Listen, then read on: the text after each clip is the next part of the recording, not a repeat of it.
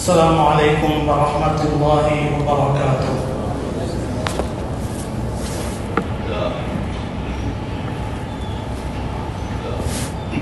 سبحانك لا علم لنا إلا ما علمتنا إنك أنت العليم الحكيم. رب اشرح لي صدري ويسر لي أمري واحلل عقدة من لساني يفقهوا قولي. رب زدني علما. الحمد لله رب العالمين، والصلاة والسلام على أشرف الأنبياء والمرسلين وعلى آله الطيبين وأصحابه الطاهرين ومن تبعهم بإحسان إلى يوم الدين. أما بعد، فقد قال الله تعالى في القرآن العظيم والفرقان المجيد: أعوذ بالله من الشيطان الرجيم، بسم الله الرحمن الرحيم. وأعدوا لهم ما استطعتم من قوة ومن رباط الخيل ترهبون به عدو الله وعدوكم وآخرين من دونهم لا تعلمونهم فالله يعلمهم وما تنفقوا في سبيل الله يوفى إليكم وأنتم لا تظلمون. قال النبي صلى الله عليه وسلم: الجهاد كلمة حق عند سلطان جائر. صدق الله العظيم وصدق رسوله النبي الكريم ونحن على ذلك من الشاهدين والشاكرين والحمد لله رب العالمين. எல்லா புகழும் ஏக வல்லவனாம் அல்லாஹுக்கே உரித்தாகுக.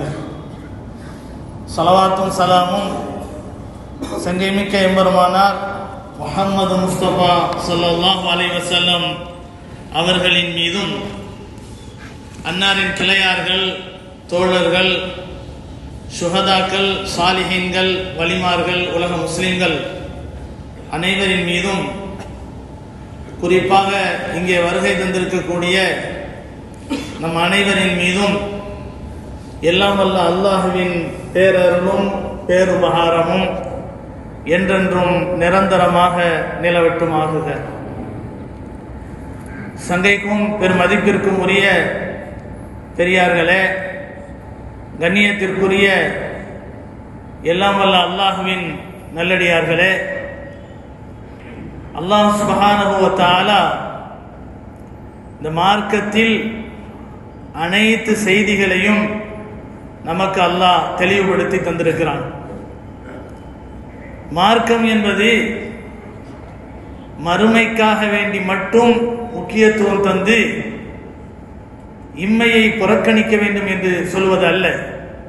மாறாக இம்மையில் நமக்கான உரிமைகள் என்னென்ன இருக்கின்றனவோ, அது பொருளாதார உரிமைகளாக இருக்கலாம், அது அதிகார உரிமையாக இருக்கலாம், வேறு எந்த விதமான உரிமைகளாக இருந்தாலும் எல்லா உரிமைகளையும், தனக்குரிய உரிமையை நாம் மீட்டெடுத்து அந்த உரிமையை பயன்படுத்தக்கூடிய ஒரு தகுதியையும் அல்லாஹ் நம் அனைவருக்கும் தந்திருக்கிறான்.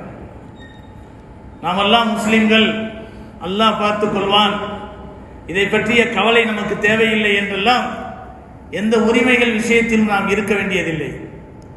எல்லா உரிமைகளையும் நாம் கவனத்திலே மேற்கொண்டு அதற்கான முயற்சிகளை மேற்கொள்ள வேண்டும் என்பதைத்தான் இஸ்லாம் நமக்கு அழகிய வழிமுறையின் அடிப்படையில் நமக்கு சொல்லித் தருகிறது.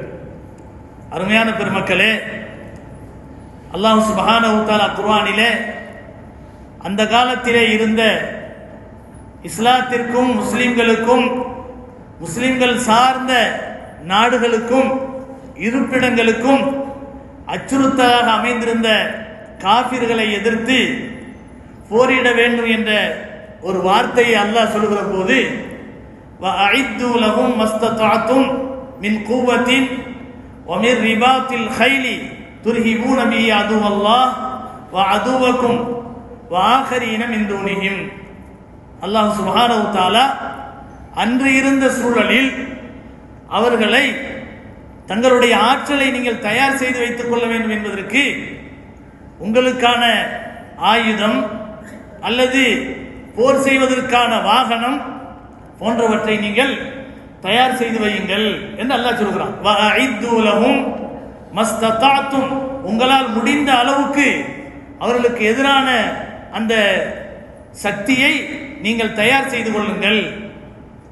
மின் குவத்தின் வமிர் ரிபாத்தில் கைல், அந்த சக்தி எந்த விதமான உடல் சக்தியாக இருக்கலாம், ஆயுத சக்தியாக இருக்கலாம். அந்த இடத்திலே அல்லாஹ் சொல்லக்கூடிய வார்த்தை என்ன? மின் குவத்தின், ஆற்றல் சக்தி என்று மட்டும்தான் அல்லாஹ் சொல்கிறான். வமிர் ரிபாத்தில் கைல், வாகனிப்பதற்குரிய போர் செய்வதற்குரிய வாகனத்தினுடைய அந்த தயாரிப்புகளையும் நீங்கள் செய்து வைத்துக் கொள்ளுங்கள் என்று அல்லாஹ் சுப்ஹானஹு வ தஆலா சொல்லி காட்டுகிறான். அதன் மூலமாக துர்ஹிபூன பிஹி அதுவல்லாஹ் வ அதுவக்கும், அந்த உங்களுடைய தயாரிப்பின் மூலம், நீங்கள் செய்து வைத்திருக்கக்கூடிய ஏற்பாட்டின் மூலம் உங்களுடைய எதிரிகளையும் அல்லாஹ்வுடைய எதிரிகளையும் மற்ற எதிரிகளையும் நீங்கள் அச்சுறுத்தக்கூடியவர்களாக இருக்க வேண்டும். துர்ஹிபூன பிஹி அதுவல்லாஹ் வ அதுவக்கும் வாகரீன மின் தூனிஹிம் லா தஅலமூனஹும், மற்ற எதிரிகள் என்று அல்லாஹ் சொல்கிறானே, அவர்கள் யார் என்று நீங்கள் அறிய மாட்டீர்கள். அல்லாஹு யஅலமுஹும், ஆனால் அல்லாஹ்வுக்கு தெரியும். இன்னைக்கு நிறைய பேர் அப்படித்தானே இருக்கிறாங்க. நமக்கு ஆதரவு அளிப்பதை போன்று தெரியும், ஆனால் எல்லா வகையிலும் நமக்கு பாதகமாக செயல்படக்கூடியவர்களாக இருப்பார்கள். இப்படிப்பட்ட மக்களையும் நீங்கள் அச்சுறுத்தக்கூடியவர்களாக இருக்க வேண்டும். அல்லாஹு யஅலமு வமா துன்ஃபிகு மின் ஷைஇன் ஃபீ ஸபீலில்லாஹ் யுவஃபா இலைக்கும் வ அன்தும் லா துல்லமூன், இதற்காக வேண்டி நீங்கள் செய்யக்கூடிய செலவினங்கள் அல்லாஹ்வுடைய பாதையில் செய்யக்கூடிய செலவினங்களாகும். வமா துன்ஃபிகு மின் ஷைஇன் ஃபீ ஸபீலில்லாஹ் யுவஃபா இலைக்கும் வ அன்தும் லா துல்லமூன், நாளை மறுமையிலே அல்லாஹ் இதற்கான நற்கூலியை பரிபூர்ணமாக அல்லாஹ் நிறைவேற்றுவான்.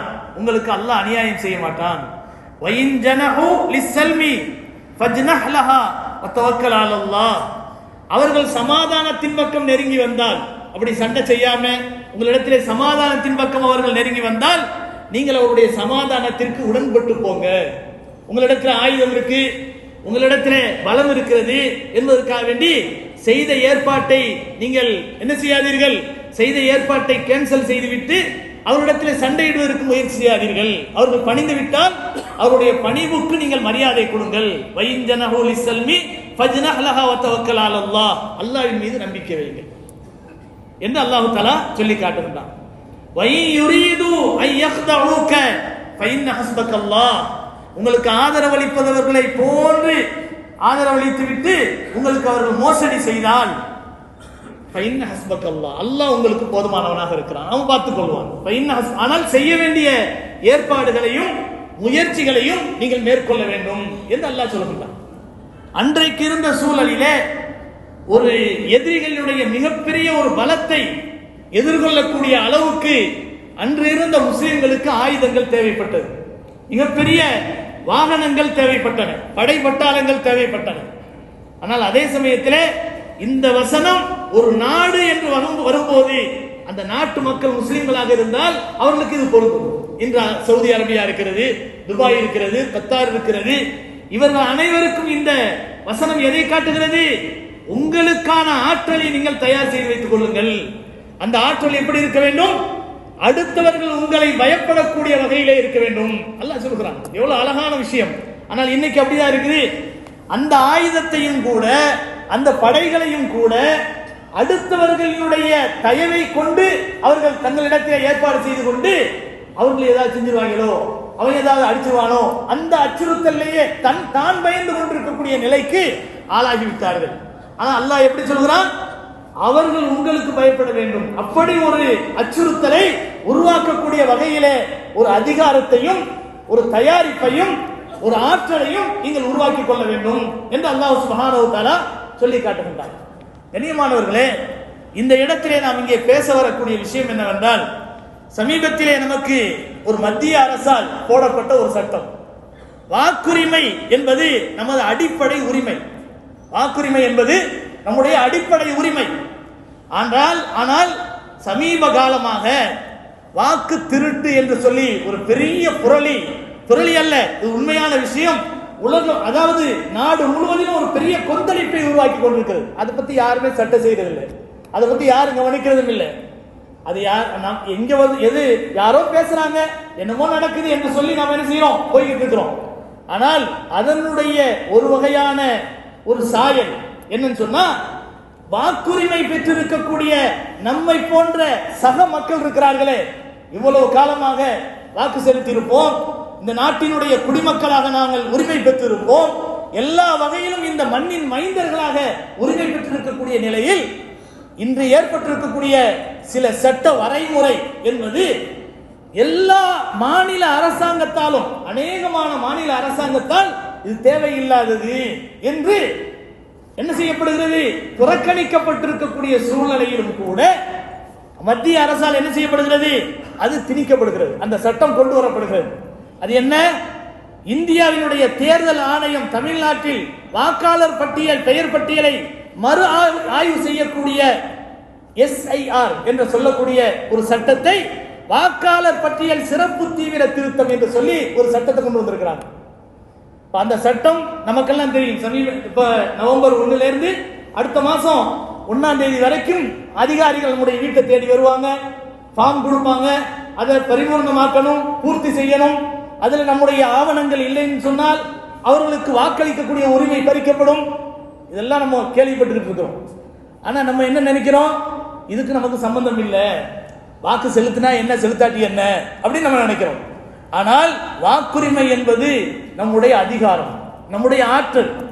இன்னைக்கு அதை கொண்டுதான் நம்முடைய உரிமைக்காக நாம் போராடி கொண்டிருக்கிறோம். நீங்க இப்படி செஞ்சீங்கன்னா உங்களுக்கு வாக்கு செலுத்த மாட்டோம், இது அதிகாரிகளை என்ன செய்கிறது, ஆட்சியாளர்களை அச்சுறுத்துகிறது. ஆனால் முழுக்க முழுக்க இது மாதிரியான நம்மை சாராதவர்கள் என்பவர்களை வடிகட்டி எடுத்துவிட்டு சார்ந்தவர்களுக்கு மட்டும் இந்த தேர்தலிலே வாக்களிக்கக்கூடிய உரிமையை கொடுக்கக்கூடிய ஒரு வடிகட்டல் என்பது ஏற்படுமையானால் உரிமைக்காக போராடக்கூடிய அந்த விஷயம் என்பது கேள்விக்குறியாக மாறிவிடும். இன்னைக்கு அப்படித்தானே ஏற்பட்டு இருக்கு. எத்தனை பேருடைய வாக்குரிமைகள் பறிக்கப்படுகின்றன, அதனுடைய அதிகாரங்கள் அவர்களை விட்டு நீக்கப்படுகின்றன. படிப்படியாக என்ன ஆகும், இந்த நாட்டுக்கும் உங்களுக்கு சம்பந்தமே இல்லை என்று சொல்லக்கூடிய அளவுக்கு இன்றைக்கு பாடத்திட்டங்கள் திருத்தப்படுவதை பார்க்கிறோம். பாடத்திட்டங்களிலே யார் இந்த நாட்டுக்காக வேண்டி சரியான முறையிலே போராடவில்லையோ, எந்த விதமான தியாகம் செய்யவில்லையோ அவர்களெல்லாம் தியாகிகளாக சித்தரிக்கப்படுகிறார்கள். ஆனால் யாரெல்லாம் இந்த நாட்டுக்காக வேண்டி தன்னுடைய உயிரை அர்ப்பணம் செய்து பெரும் ஆயிரக்கணக்கான உயிர்களை அர்ப்பணம் செய்து இந்த மண்ணுக்காக கொடுத்தார்களோ அப்படிப்பட்ட முஸ்லிம்கள் எல்லாம் இந்த நாட்டுக்கு துரோகிகள் என்பதை போலவும், இந்த நாட்டுக்காக வேண்டி எந்த விதமான சம்மதம் அவர்களுக்கு கிடையாது என்பதை போலவும் சொல்லப்படுகிறது. ஆனால் கண்ணியமானவர்களே, நாம் இங்கே செய்ய வேண்டிய விஷயம் என்னவென்று சொன்னால், இப்போது ஏற்பட்டிருக்கக்கூடிய இந்த SIR என்று சொல்லப்படக்கூடிய இந்த தீர்த்த சட்டம் என்று சொல்லப்படக்கூடிய இந்த சட்டம் இருக்கிறது, இது விஷயத்திலே நாம் கொஞ்சம் கவனமாக இருக்க வேண்டும். நமக்கு என்னென்ன உரிமை இருக்கிறதோ அதற்கான ஆவணங்கள் என்னென்ன தயார் செய்ய வேண்டுமோ அதை விழிப்புணர்வோடு என்ன செய்ய வேண்டும், தயார் செய்ய வேண்டும். அதற்காக வேண்டி சமூக அளவிலே யாராவது நன்கு படித்த ஒரு குழுவை ஏற்படுத்தி கூட என்ன செய்யலாம், பாமர மக்களுக்கு என்ன செய்யலாம், வழிகாட்டலாம். இப்படி செய்யுங்க, உங்களுடைய ஆவணங்கள் இந்த விஷயத்தை நீங்க சரி செய்து கொள்ளுங்கள் என்றெல்லாம் சொல்லலாம். காரணம், இந்த நாட்டின் உரிமை எங்களுக்கு இருக்கிறது, இந்த நாட்டினுடைய தேர்தலிலே வாக்களிக்கக்கூடிய உரிமை எங்களுக்கு இருக்கிறது என்பதற்கான ஒரு அற்புதமான ஒரு ஆற்றல் நம்முடைய கையில் இருக்கும் போது அது நம்மை விட்டும் தட்டி பறிக்கப்படுமையானால் மிகப்பெரிய ஒரு பாதிப்புக்கு நாம் இந்த சமுதாயம் ஆளாக நேரிட்டு விடும் என்பதற்காக வேண்டிதான் ஜும்மாவுடைய உரையிலேயே இன்றைக்கு இதை பற்றி சொல்லப்படுகிறது. ஜமாத்துல் உலமாவும் இதை பற்றி நாம் விழிப்புணர்வுக்காக வேண்டி அறிவிப்புகளை செய்திருக்கிறார்கள். எப்படி நடந்து கொள்ள வேண்டும் என்ற அறிவிப்புகளையும் நமக்காக வேண்டி வெளியிட்டிருக்கிறார்கள். கண்ணியமானவர்களே, அல்லாஹ் சுப்ஹானஹு வ தஆலா குர்ஆன் முழுவதிலும் உரிமைகளை பற்றி பேசுகிறான். குர்ஆன் முழுவதிலும் ஹதீஸ்களிலும் உரிமைகளை பற்றி பேசுகிறான். கண்மணி நாயகம் ரசூலுல்லாஹி ஸல்லல்லாஹு அலைஹி வஸல்லம் அவர்கள் மக்கா நகரத்தை விட்டும் மதீனாவுக்கு வந்ததற்கு பிறகு மக்காவிலே எப்படி குடியேறுவது என்ற உரிமை போராட்டத்தில் எவ்வளவு பெரிய விட்டுக் கொடுத்தல்கள், எவ்வளவு பெரிய தியாகங்கள், எவ்வளவு பெரிய அர்ப்பணிப்புகளை இந்த மண்ணிலே நபிகள் நாயகம் ஸல்லல்லாஹு அலைஹி வஸல்லம் அவர்கள் செய்திருக்கிறார்கள். நபிகள் நாயகம் ஸல்லல்லாஹு அலைஹி வஸல்லம் அவருடைய வழிகாட்டல் எப்படிப்பட்ட வழிகாட்டல், ஆகிரத்திற்கான வழிகாட்டல். அப்படித்தான் நம்ம நினைக்கிறோம். ஆனால் இந்த உலகத்திலும் கூட ஒரு மனிதன் தன்னுடைய உரிமைக்காக வேண்டி எப்படி போராட வேண்டும் என்ற விஷயத்தையும் கண்மணி நாயகம் ரசூலுல்லாஹி ஸல்லல்லாஹு அலைஹி வஸல்லம் அவர்கள் நமக்கு அற்புதமான முறையிலே நமக்கு சொல்லித் தருகிறார்கள். யாரெல்லாம் உரிமை மீறல்களை செய்தார்களோ அவர்களுடைய நிலை என்ன என்பதை பற்றியும் குர்ஆன் முழுவதும் அல்லாஹ் பேசுகிறான். ஆது கூட்டத்தார்களுடைய ஒரு முடிவு என்ன, சமூக கூட்டத்தார்களுடைய முடிவு என்ன, இதை அனைத்தையும் அல்லாஹ் தஆலா பேசுகிறான். கண்ணியமானவர்களே, இதற்கான காரணம் என்ன தெரியுமா?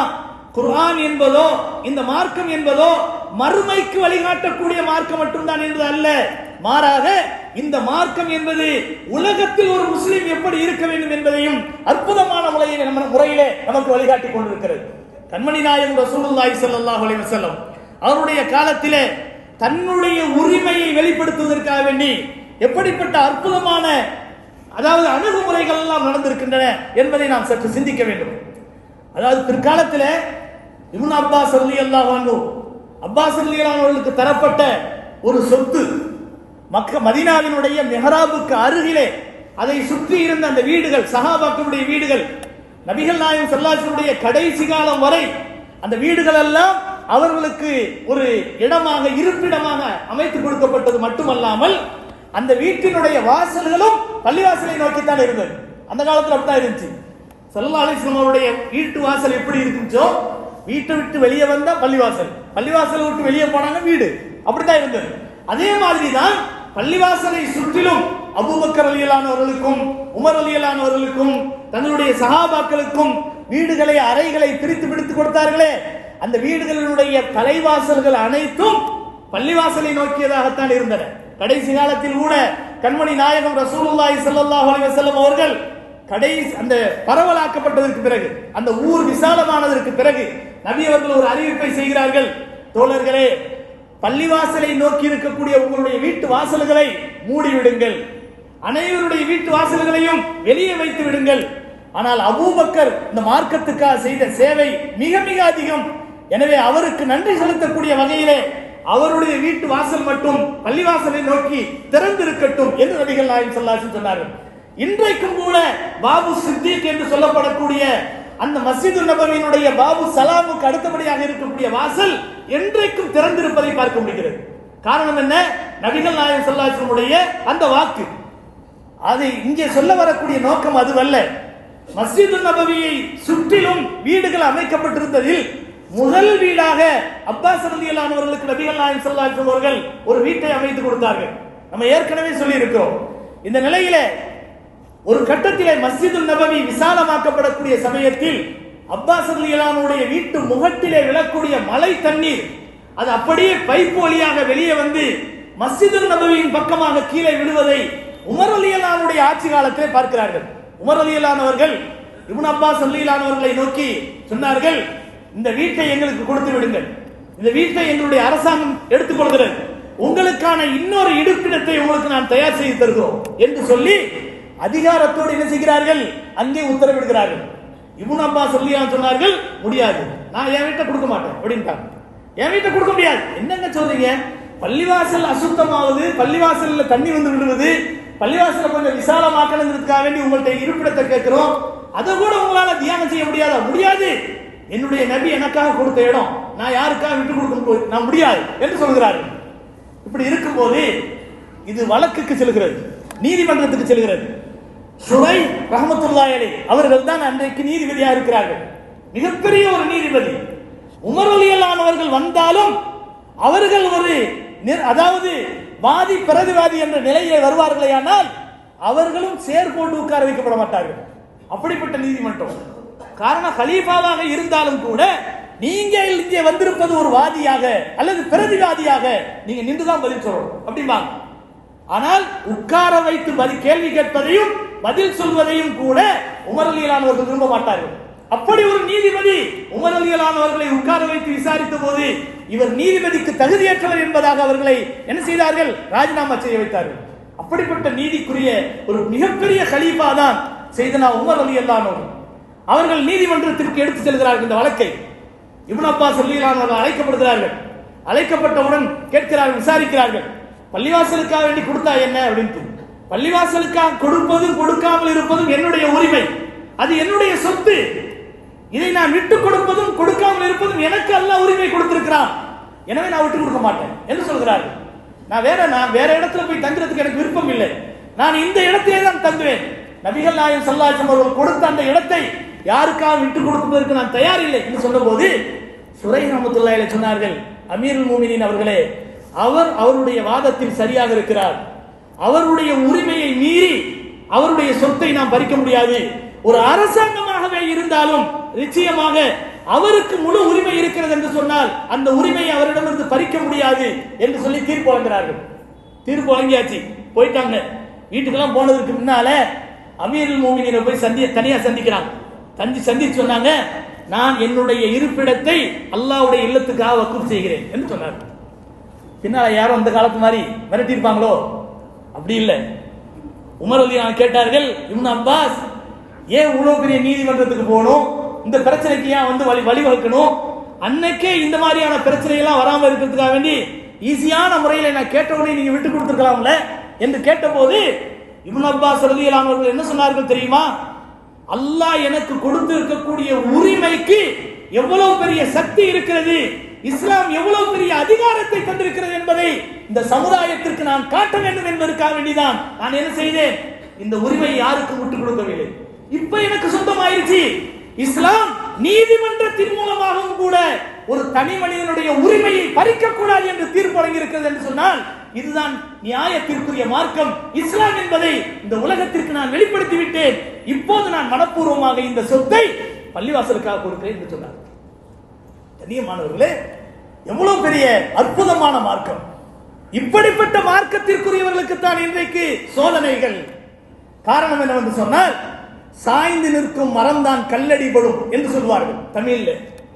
அதுதான் இன்னைக்கு நடந்துகிட்டு இருக்கு. சாய்ந்த மரத்தில் ஓடி ஏறுவார்கள் என்று சொல்வார்கள். அந்த அடிப்படையில் தான் இன்றைக்கு இந்த சமுதாயம் மார்க்கத்திற்கு கட்டுப்பட்டு, கண்மணி நாயகம் ஸல்லல்லாஹு அலைஹி வஸல்லம் ஏவல்களுக்கு கட்டுப்பட்டு ஒரு ஒழுக்கம் உள்ள, உயர்ந்த நாகரிகம் உள்ள, கண்ணியமான ஒரு சமுதாயமாக வாழ வேண்டும் என்று நினைக்கிற போது சிலருக்கு அது பொறுப்பதில்லை. அநியாயம் செய்ய வேண்டும், அட்டூழியம் செய்ய வேண்டும், நிறைய சொத்துக்களை சேர்க்க வேண்டும், அநியாயக்காரர்களுக்கு துணை போக வேண்டும், இப்படியெல்லாம் அவர்கள் திட்டமிடுகிற போது அதற்குரிய தடையாக இருக்கக்கூடிய ஒரே சமுதாயம் இஸ்லாம் மட்டும்தான். அதற்காக வேண்டிதான் என்ன செய்யறாங்க, இந்த இஸ்லாத்தை அடிமட்டத்துக்கு ஆக்கிறோம், இங்கிருந்து காலி பண்ணணும், இவர்களுடைய உரிமைகளை பறிக்க வேண்டும், இரண்டாம் தர குடிமக்களாக இவர்களை ஆக்க வேண்டும் என்ற ஒரு திட்டத்தின் அடிப்படையில் செய்யப்படக்கூடிய சூழ்ச்சிகளின் ஒரு விஷயம்தான் SIR என்பது. கண்ணியமானவர்களே, நாம் ரொம்பவும் விழிப்புணர்வோடு இல்லை என்று சொன்னால் நிச்சயமாக நம்முடைய பாதிப்பு மிக பயங்கரமாக இருக்கும். அருமையான பெருமக்களே, பெருமானார் ஸல்லல்லாஹு அலைஹி வஸல்லம் சபையில இருந்த அந்த மக்களுக்கும் எவ்வளவு அழகான உரிமைகள் தரப்பட்டன என்பதை பார்க்கிறோம். நபிகள் நாயகம் ஸல்லல்லாஹு அலைஹி வஸல்லம் அவர்கள் எப்போதுமே அமர்ந்திருப்பார்களேயானால் அவருடைய வலது பக்கம் அபூபக்கர் இருப்பார்கள் ரலியல்லாஹு அன்ஹு, இடது பக்கம் உமர் ரலியல்லாஹு அன்ஹு இருப்பார்கள். நபிகள் நாயகம் ஸல்லல்லாஹு அலைஹி வஸல்லம் அவர்களுக்கு ஏதாவது ஒரு அன்பளிப்பு வந்தால், பால் போன்ற ஒரு அன்பளிப்பு வந்தால் நபி அவர்கள் மட்டும் குடிக்க மாட்டார்கள். என்ன செய்வார்கள், பால் அவர்கள் குடிப்பார்கள், பக்கத்தில் இருக்கக்கூடியவர்கள் கொடுப்பாங்க. எதையும் பகிர்ந்தளிப்பதாக இருந்தாலும் நபி அவர்களுடைய பழக்கம் என்ன, இடது பக்கம் ஒரு பெரிய மனுஷர் இருக்கிறார் என்பதற்காக இந்த பக்கம் கொடுக்க மாட்டாங்க. பகிர்ந்தளிக்கக்கூடிய விஷயமாக இருந்தாலும் வலது பக்கத்திலே இருந்து ஆரம்பிக்க சொல்லுவாங்க. இந்த பக்கம் இருந்து ஆரம்பிங்கப்பாங்க, இல்ல இந்த பக்கம் பெரிய மனுஷர் இருக்காரு, பிரச்சனை இல்லை, நீங்க இருந்து ஆரம்பி அப்படிம்பாங்க. ஸல்லல்லாஹு அலைஹி வஸல்லம் அவர்களுக்கு பக்கத்துல எப்பவுமே அபூபக்கர் இருப்பார்கள் வலது பக்கம். நபி அவர்கள் பாலை குடிச்சாங்கன்னு சொன்னா மிச்சத்தை என்ன செய்வாங்க, அபூபக்கர் ரலியல்லாஹு அன்ஹு கொடுப்பார்கள், கொஞ்சமா இருந்தா. ஒரு தடவை பார்க்கறாங்க, பால் அருந்தி விட்டார்கள், பால் வருகிறது ஒரு வீட்டில இருந்து, குடிக்கிறார்கள், கொஞ்சம் தான் இருக்கு, பக்கத்தில் இருக்கக்கூடிய இன்னொருத்தருக்கு கொடுக்கலாம். பக்கத்தில் திரும்பி பார்க்கறாங்க, ஒரு சிறுவர் உட்கார்ந்து இருக்காரு, ஒரு சிறுவர் உட்கார்ந்து இருக்கிறார். அபூபக்கர் அந்த நேரத்தில் பார்த்து லேட்டா வந்தாங்க, இடம் காலியா இல்லை, அந்த இடத்தை விட்டு அவர்கள் அங்க வந்து உட்கார முடியல. ஸல்லல்லாஹு அலைஹி வஸல்லம் அவர்கள் அந்த சிறுவருடைய உரிமை, வலது பக்கத்தில் அவர் இருக்கிறாரு, முதல் உரிமை பெற்றவர் அவர் என்ற ரீதியில் அந்த சிறுவரை பார்த்து கேட்டார்கள், சிறுவரே, இந்த பாலை எப்பவுமே நான் இரண்டாவது குடிக்கும் போது அபூபக்கர் தான் பக்கத்தில் இருப்பாங்க, அவர் ஒரு பெரிய மனுஷன், அவர்களுக்கு கொடுப்பேன். இப்ப நீங்க உட்கார்ந்து இருக்கிறீங்க, உங்களுக்கு தான் கொடுக்கணும், ஆனால் அபூபக்கர் கொஞ்சம் தள்ளி உட்கார்ந்து இருக்கிறாங்க, இந்த பாலை உங்களுக்கு கொடுக்காம அவருக்கு கொடுக்கட்டுமா கேட்கிறாங்க, அவருக்கு கொடுக்கட்டுமான்னு கேட்கிறாங்க.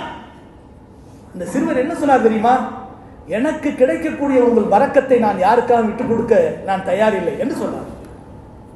ஸல்லல்லாஹு அலைஹி வஸல்லம் அந்த சிறுவருக்கு கொடுத்தார்கள், அவர் குடித்தார். இதுதான் உரிமை. சின்ன சின்ன விஷயங்களிலும் உரிமை மறுப்பு என்பது இஸ்லாத்திலே கிடையாது. எந்த அளவிற்கு குடும்பத்தை நபிகள் நாயகம் ஸல்லல்லாஹு அலைஹி வஸல்லம் நடத்தினார்கள் தெரியுமா? நாமெல்லாம் என்ன செய்வோம்? குடும்பம் இருக்கும்போது வந்தா வந்தது, போனா போனது, அப்படிதான் இருக்கும். ஸல்லல்லாஹு அலைஹி வஸல்லம் வாழ்க்கையே வேறு விதம்.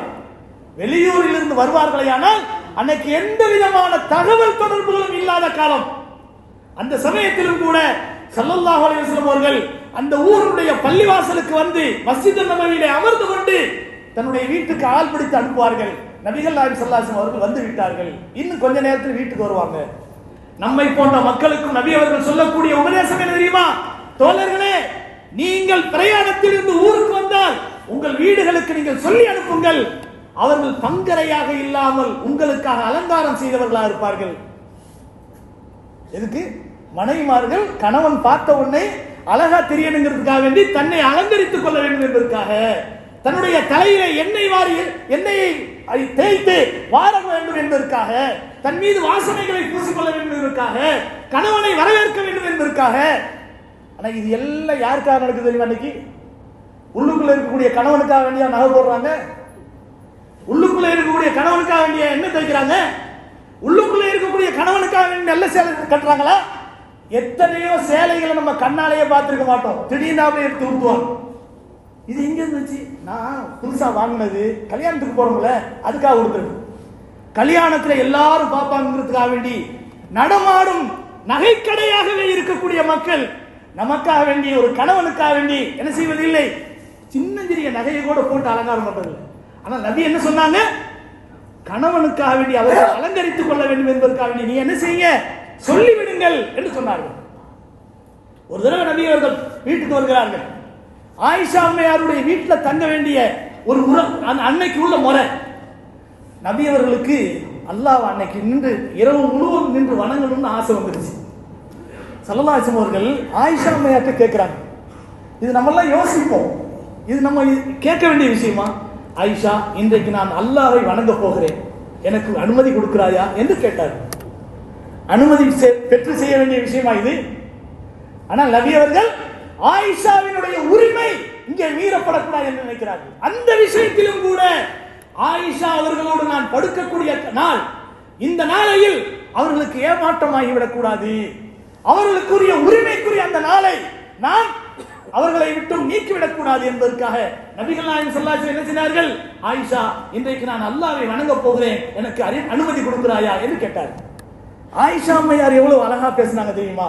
யா ரசூலல்லாஹ், தாங்கள் என்னோடு தங்குவதுதான் எனக்கு ரொம்ப ரொம்ப விருப்பமான விஷயம், ஆனால் அதையும் மீறி உங்களுக்கு அல்லாஹ்வை வணங்குகின்ற விஷயத்தில் தான் உங்களுக்கு பேரின்பம் என்று சொன்னால் அது எனக்கு ரொம்ப பிரியமானது, நீங்க அல்லாஹ் வணங்குங்கிறாங்க.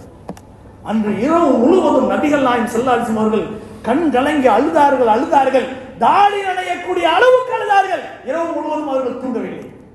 காலையில பிலால் ரலியல்லாஹு அவர்கள் வந்து எழுப்பும் போது கேட்டார்கள், யா ரசூலல்லாஹ், அல் பகைத, நைட்டு ஃபுல்லா அழுதீங்களா அப்படி கேட்கிறாங்க.